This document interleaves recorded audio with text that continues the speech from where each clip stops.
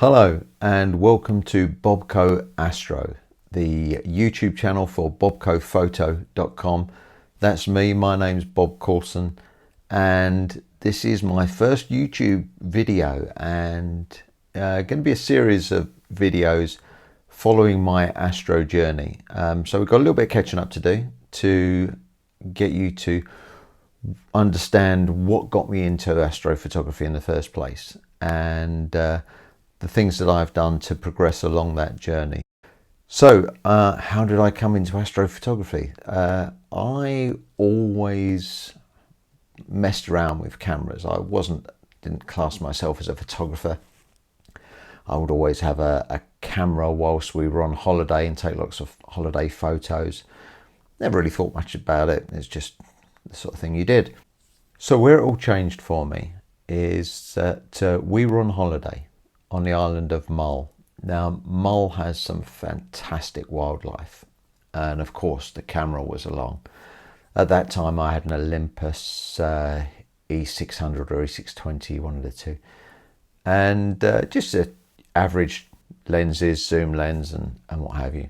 And I was happily taking photographs of wildlife as you do, and the week was going well. And I was scheduled to go out on the Lady Jane, the boat out to go and see the sea eagles on Loch Nikkor, and that event was coming up, and we were passing through Ceylon, and we stopped at Ceylon on the shoreline to have a look at the derelict boats that are there and try and get some decent photos of those. It's the done thing when you're on Mull. And I was taking photographs of the ships, and I slipped, and I went down, the camera went down, and that was the end of my zoom lens. So there I was on Mull with no camera that I could use, and I did the usual panic, looked around and tried to find out what I could do, and the nearest camera shop was back on the mainland, and after a few inquiries they didn't really have what I was after. So I was stuck, and it suddenly dawned on me how much of a problem this was. Cut a long story short, I managed to borrow a camera for the rest of the week, and got some great photos, which was all brilliant. But it really made me sit back and think. Now, I don't know about you, but I've got a really bad memory. My memory is shocking. My dad's memory was fantastic. He could remember absolutely anything, and my wife's memory is very good. Mine, not so. And I usually find that when I recall a memory from a long time ago or an event from a long time ago, it's usually associated with a photograph. The first thing that pops into my mind is the photograph that was taken, and that brings back the memories of the event.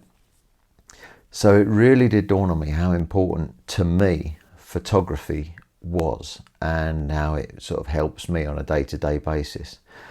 So I really decided to throw myself into it, and I'd quit my job at that time, so I had a bit of time on my hands, and I started doing online courses for photography. A place called Udemy online.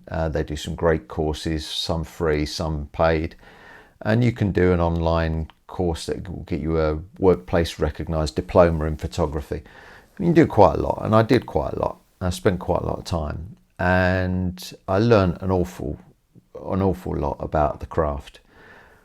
And it introduced me, one of the things that I learned, introduced me to light painting, and looking at dark photography and painting with light.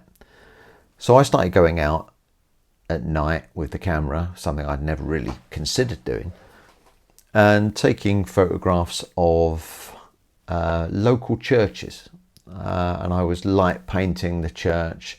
And of course, as part of that, you're looking at the background and the sky. And I started, trying to work out how I could process these photos better and get better versions of the sky along with the church, which started making me look at the sky a bit differently. and photographing the sky and trying to work out how I could get the stars to look better. Now, some of my photos, because I was taking long exposures, the stars were trailing in the photos, which introduced me to the concept of star trails and taking photographs involving star trails, which led me on to trying to take long exposure photographs without star trails and how I could achieve that. And it really got me into nighttime photography and photography of the night sky, the stars, which led me on to, you know, looking at getting some specialist equipment so that I could take long exposure photography without those star trails, so the use of a star tracker. And of course that took me down the rabbit hole, which is astrophotography. I'm sure everybody that practices astrophotography as a craft is probably as skint as I am. And it's a rabbit hole that you go down and you need more equipment and more equipment and more equipment. And it's a bug. And I've got it. I've been bitten by it, and I love it. My astrophotography to date has been with DSLR cameras, working initially on my camera lenses with my 200 to 500 zoom, using my Nikon D500. Then I astro modified a Canon 600D. And I've progressed through using my first tracker to then going on to upgrading that tracker, upgrading my lens to a refractor, and moving on. In future, I hope to move on to a dedicated Astro cam and start potentially mono. So that's me. That's an introduction to my journey. Obviously, I've got a long way to go. If you like this video, I appreciate you haven't seen much so far, but if you like what you've seen, give me a like, subscribe to the channel, and follow me through my journey into astrophotography. And let's see where it goes. The next video I propose to do will be one looking at the first star tracker I bought, the reason I bought it, and what I did to modify it to make it work better for me. So if that's something that interests you, hopefully that video will be following along pretty soon.